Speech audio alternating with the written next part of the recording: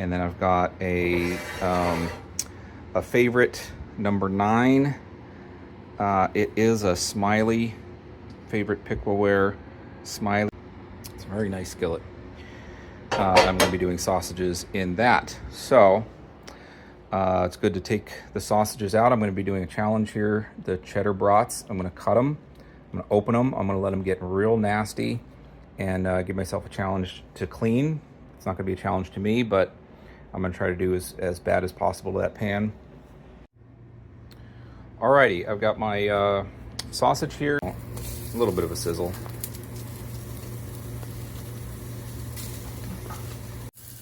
Alright, we're just cutting the last one here.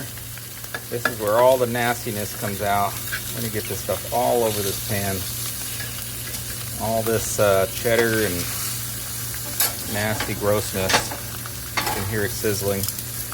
It's already sticking, just the skin and stuff. I'm at a pretty high heat. I wouldn't ordinarily cook this high, but we're doing it. We're getting some of the duck, the Maillard effect here. We're gonna let that go for a little bit. And these guys here, they're going just fine. Oh, this is terrible. Metal utensils are great. You can scrape your pan. Basically, it's hard to ruin cast iron. It can be done. You can crack them. But look at that crispy nastiness. Goodness. I want some more brown on you, buddy. These aren't breakfast sausages. I'm just doing them to do it. And then we got, I don't know. I'll probably eat one of these. It's pretty blackened, but it's going to be tasty. The rest of these get piled up somewhere. And look at that pan. That is horrible. This stuff is stuck on here. I've still got the pan on. Now, you don't necessarily want to do this when it's raging hot, but you want to do it while it's still hot. It's the best way to do it. It's actually best to get most of the oil out of there if you can. Hello, welcome. I would normally cook in that oil later in the day first, but let me get the oil out first. Okay, the pan is wiped out. I got at least all the oily stuff out, but all the sticky stuff's still there. It's cooled down to my, oh yes, I did eat stuff. It's cooled down to my satisfaction. I've got it on low, still got the heat on. I want to be able to, I don't really want this sizzling effect, but I do want to boil water.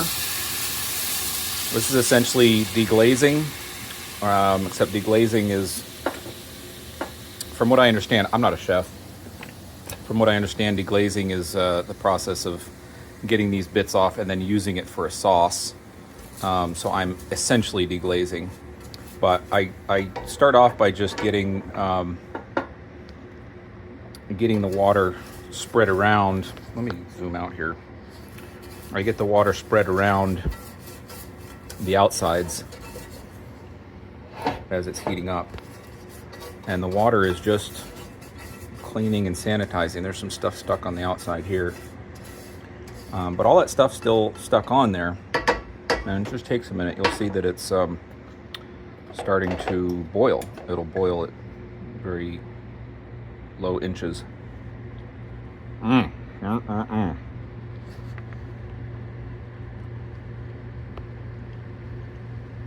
when it starts boiling, you can tell I'm not in the center of the heat here.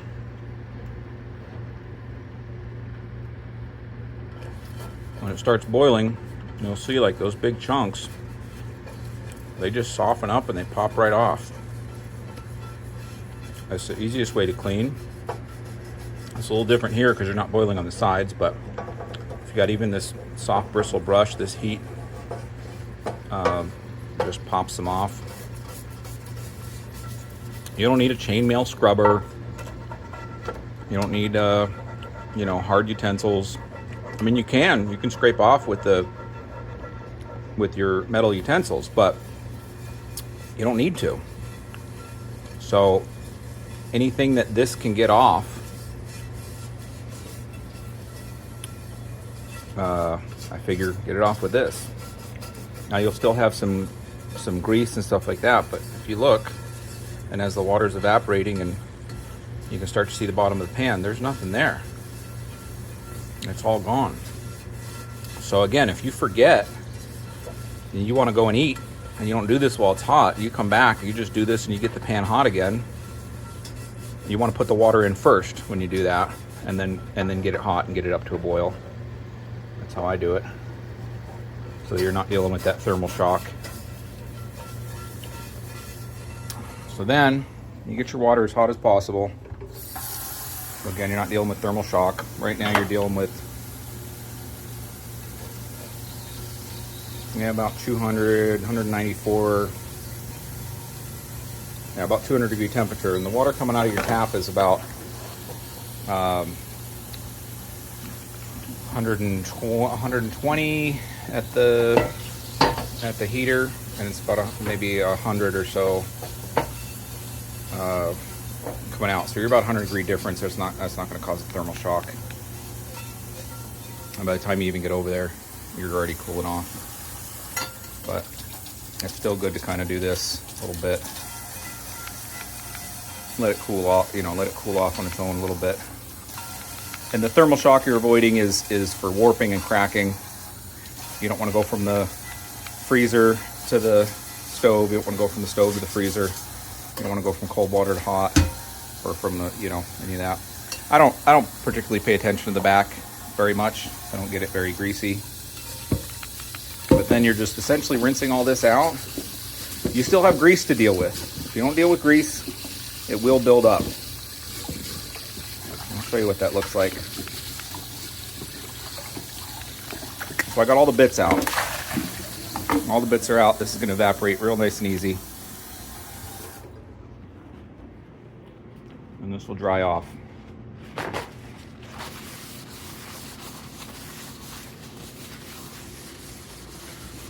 Now what do we got left?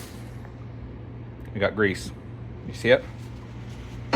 Now, some people don't care. They leave the grease.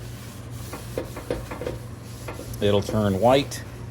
We still got a little bit of stuck on stuff. That little corner is stuck on. Again, it's not a big deal. The pan is sanitized. You can't get that hot and not sanitize the germs and stuff off. But that's turning brown and turning white. So while you're in this heat, it's hot heat, and you can see the water's beating off because it's well seasoned. If you can see the grease, a little bit gone is not your enemy. Now you don't want to do I don't like to do a whole bunch of suds and all that kind of stuff, but a couple little drops into hot water that's already there is just fine. Do a little bit of this. This will break up your grease. It'll basically get rid of all of it. You can barely see any suds. You can be a never soaper. You can be an always soaper. I don't care. I'm a use it when it's necessary. Sometimes soaper, I guess. Use a little bit as needed soaper. So I'm basically rinsing most of that out. I'm going to hit this hard spot here. I think it was somewhere around there and around there. This green is a little bit abrasive, but it's not going to hurt anything. It's just going to get some of that grease off of there. Ooh, that is hot water. And I like to do a medium hot rinse. Start to cool the pan down. You can see we're not getting the grease so much there, but we're still getting nice pooling water. Go back to our paper towels. I've still got the burner on, by the way.